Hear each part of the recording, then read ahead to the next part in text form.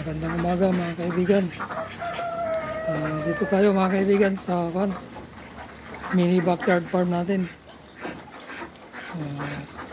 Kinakain natin ng mga alaga natin. Nandito tayo mga kaibigan. At pinaliliguan na rin natin sila. Dahil sobra init ng panahon mga kaibigan. Ayan o. Naliligo sila mga kaibigan.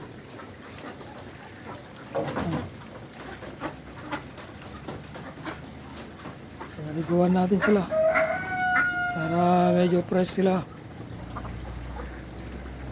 Mga alaga natin na itik mga kaibigan.